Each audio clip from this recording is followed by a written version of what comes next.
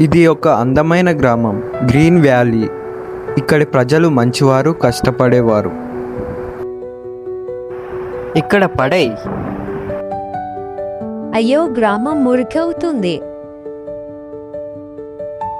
కొద్ది కొద్దిగా చెత్త ఎక్కడికక్కడ పెరిగింది. గ్రామం అందం తగ్గిపోయింది. మనమే ఏదైనా చెయ్యాలి. శుభ్రత అందరి బాధ్యత. పిల్లలు గ్రామాన్ని శుభ్రం చేస్తున్నారు. చెత్తను బుట్టలో వేస్తున్నారు, మొక్కలు నాటుతున్నారు. అను మరియు ఆమె స్నేహితులు గ్రామాన్ని శుభ్రం చేయడం ప్రారంభించారు.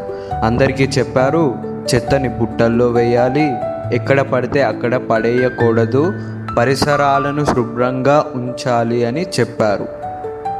ఇక మీదట నేను ఎక్కడ పడితే అక్కడ చెత్త వేయను అని రవి అన్నాడు. గ్రామం మళ్ళీ శుభ్రంగా, అందంగా మారింది. శుభ్రత మన బాధ్యత. మనం కలిసి పనిచేసే సమాజాన్ని మెరుగుపరచవచ్చు. ధన్యవాదాలు మీ అందరికీ.